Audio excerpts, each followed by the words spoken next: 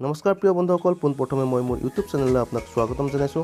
আপুনি চাই আছে ইউটিউব চেনেল জিকে মাইণ্ড আছাম আৰু মই আজি লৈ আহিছোঁ জিকে পাৰ্ট 6 লৈ। আৰু এই পাৰ্ট 6ত আছে 30টা ইণ্টাৰেষ্টিং জিকে কুৱেশ্যন এনচাৰ। আৰু এই 30টা কুৱেশ্যন এনচাৰৰ ভিতৰতে ফ্ৰেণ্ডসকল আপোনালোকলৈ এটা কুৱেশ্যন আগবঢ়োৱা হৈছে। আৰু এই কুৱেশ্যনটোৰ এনচাৰটো যদি আপুনি জানে তেনেহ'লে আমাৰ এই ভিডিঅ'ৰ তলৰ কমেণ্ট বক্সত কমেণ্ট কৰি নিশ্চয় জনাব। গতিকে আহক আপোনাৰ এই বহুমূল্য সময়খিনি নষ্ট নকৰি আজিৰ ভিডিঅ'টো আৰম্ভ কৰোঁ।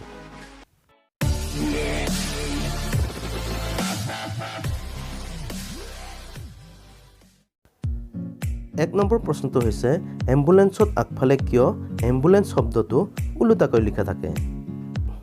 প্ৰতিটো প্ৰশ্নৰ লগে লগে আপুনি 5 ছেকেণ্ডকৈ সময় পাব। যদি আপুনি প্ৰশ্নৰ উত্তৰটো জানে তেনেহ'লে কমেণ্ট কৰি নিশ্চয় জনাব। শুদ্ধ উত্তৰটো হৈছে এম্বুলেন্সৰ আগফালে এম্বুলেন্স শব্দটো ওলোটাকৈ লিখাৰ কাৰণ হ'ল এম্বুলেন্সখনৰ আগফালে গৈ থকা গাড়ীখনৰ চালকে যাতে পিছফালে চাবলৈ ব্যৱহাৰ কৰা দাপোনখনত এই শব্দটো সঠিক ৰূপে দেখা পায়। 2 নম্বৰ প্ৰশ্নটো হৈছে অভিনেতা অক্ষয় কুমাৰৰ আচল নাম কি?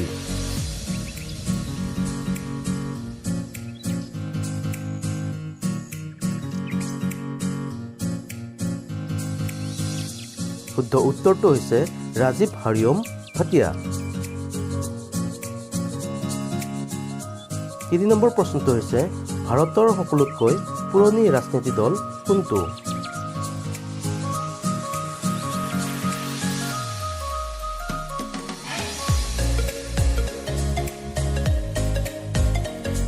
শুদ্ধ উত্তৰটো হৈছে কংগ্ৰেছ দল। 4 নম্বৰ প্ৰশ্নটো হৈছে কি ৰং দেখিলে সকলো মানুহৰে ব্লাড প্ৰেছাৰ অলপ বাঢ়ি যায়?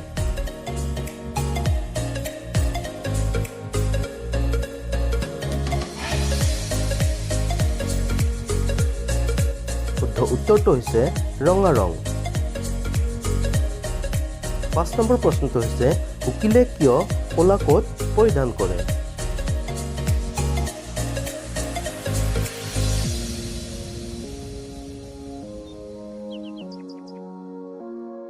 শুদ্ধ উত্তৰটো হৈছে উকিলে ক'লা কোট পৰিধান কৰাৰ কাৰণ হ'ল এই প্ৰথাটো পোনপ্ৰথমে ইংলেণ্ডত আৰম্ভ হৈছিল।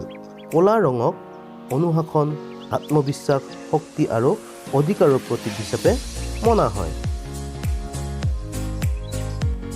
6 নম্বৰ প্ৰশ্নটো হৈছে এজন মানুহে দিনত কিমান লিটাৰ পানী খাব লাগে?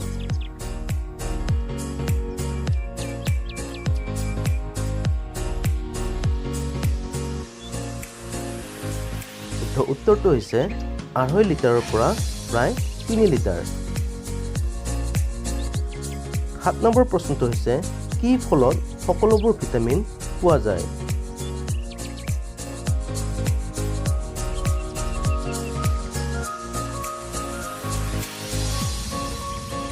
শুদ্ধ উত্তৰটো হৈছে পকা অমিতা। অমিতা এবিধ এনেধৰণৰ ফল য'ত সকলো ভিটামিন পোৱা যায়। 8 নম্বৰ প্ৰশ্নটো হৈছে হাতৰ আঙুলিৰ নখ ভৰিৰ আঙুলিৰ নখতকৈ কিমান গুণ সোনকালে বাঢ়ে?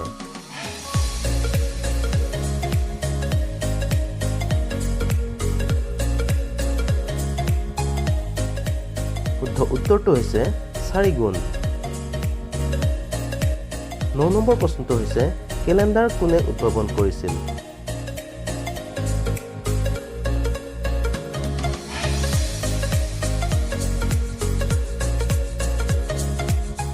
শুদ্ধ উত্তৰটো হৈছে বিক্ৰমাদিত্যই। 10 নম্বৰ প্ৰশ্নটো হৈছে সকলোতকৈ দামী ফলবিধৰ নাম কি?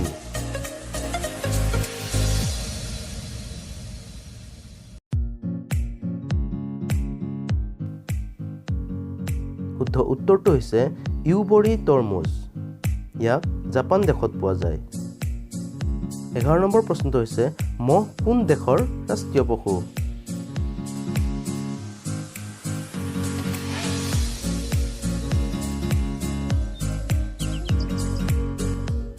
শুদ্ধ উত্তৰটো হৈছে মহ ডমিনিকা নামৰ দেশখনৰ ৰাষ্ট্ৰীয় পশু।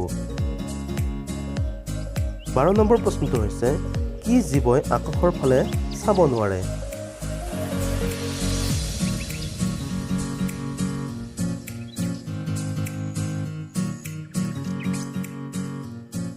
শুদ্ধ উত্তৰটো হৈছে গাহৰি। 13 নম্বৰ প্ৰশ্নটো হৈছে নীল আমষ্ট্ৰঙে যেতিয়া চন্দ্ৰত ভৰি দিছিল তেতিয়া সময় কিমান হৈছিল, অৰ্থাৎ ভাৰতীয় সময়মতে কিমান হৈছিল।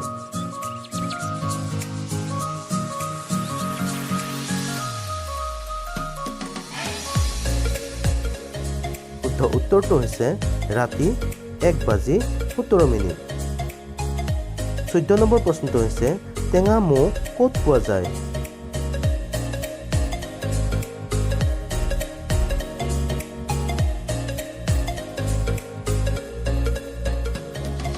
শুদ্ধ উত্তৰটো হৈছে ব্ৰাজিলত। 15 নম্বৰ প্ৰশ্নটো হৈছে বিশ্বৰ আটাইতকৈ কঠিন ছাবজেক্ট কি।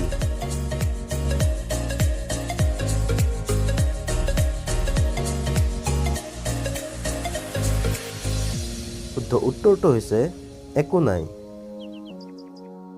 16 নম্বৰ প্ৰশ্নটো হৈছে চন্দ্ৰত এতিয়ালৈ কিমানজন লোকে ভ্ৰমণ কৰিছে।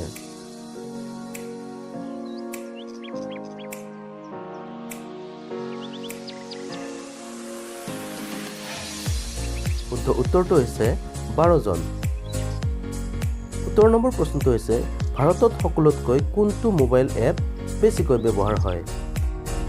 ফ্ৰেণ্ডসকল, এই প্ৰশ্নৰ উত্তৰটো আপুনি কমেণ্ট বক্সত কমেণ্ট কৰি জনাব। 18 নম্বৰ প্ৰশ্নটো হৈছে বগা হাতী ক'ত পোৱা যায়।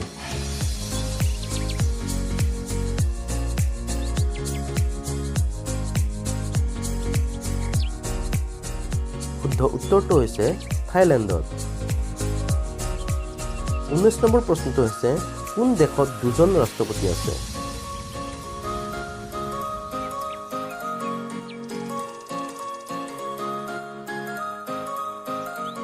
শুদ্ধ উত্তৰটো হৈছে ছেন মাৰিনো দেশত।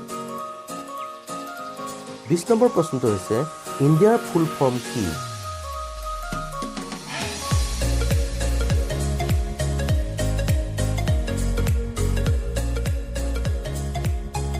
শুদ্ধ উত্তৰটো হৈছে ইণ্ডিয়াৰ ফুল ফৰ্ম হ'ল I independent and national D democratic I intelligent A area.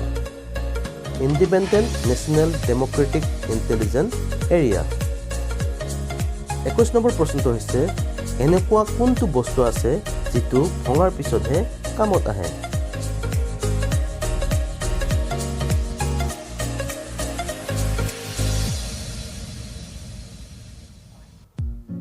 শুদ্ধ উত্তৰটো হৈছে কণী। 22 নম্বৰ প্ৰশ্নটো হৈছে SIM চিমৰ ফুল ফৰ্ম কি।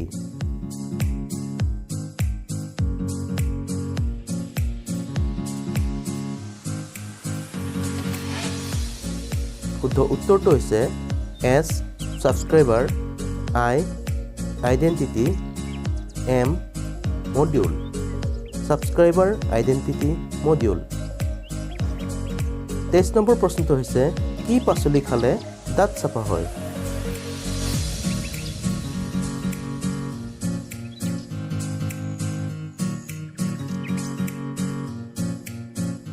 শুদ্ধ উত্তৰটো হৈছে অমিতা।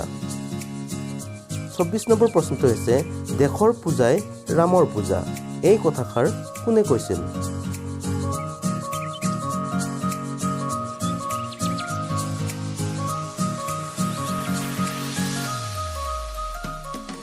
শুদ্ধ উত্তৰটো হৈছে মদনলাল থিংৰাই।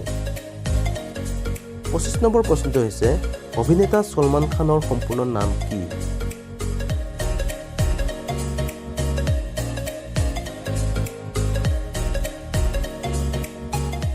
শুদ্ধ উত্তৰটো হৈছে আব্দুল ৰছিদ সলিম ছলমান খান। 26 নম্বৰ প্ৰশ্নটো হৈছে মানুহৰ শৰীৰত সকলোতকৈ ব্যস্ত অংগ কোনটো।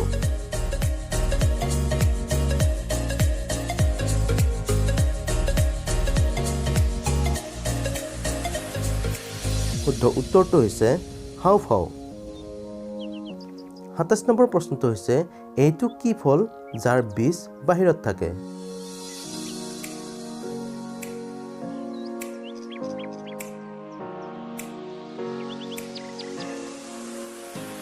শুদ্ধ উত্তৰটো হৈছে ষ্ট্ৰবেৰী। 28 নম্বৰ প্ৰশ্নটো হৈছে তাজমহলত মুঠ কিমানটা কোঠা আছে?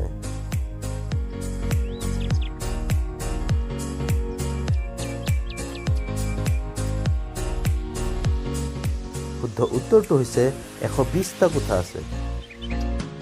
29 নম্বৰ প্ৰশ্নটো হৈছে কুঁহিয়াৰ কোন দেশৰ ৰাষ্ট্ৰীয় বৃক্ষ?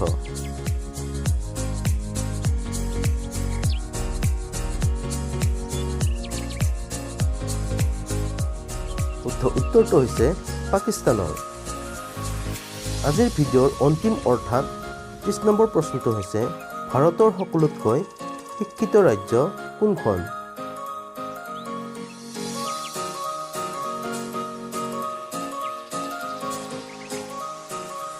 শুদ্ধ উত্তৰটো হৈছে কেৰেলা ৰাজ্য। গতিকে ফ্ৰেণ্ডসকল, ভিডিঅ'টো যদি ভাল লাগিছে তেনেহ'লে প্লিজ এটা লাইক কৰিব, বন্ধুবৰ্গৰ সৈতে শ্বেয়াৰ কৰিব আৰু মোৰ এই চেনেলটো যদি আপুনি প্ৰথম আহিছে তেনেহ'লে ছাবস্ক্ৰাইব কৰিবলৈ নাপাহৰিব। গতিকে আজিলৈ ইমানেই, আৰু এটা ভিডিঅ' লৈ আপোনালোকৰ ওচৰলৈ অহাৰ প্ৰতিশ্ৰুতিৰে আজিলৈ ধন্যবাদ। জয় আই অসম।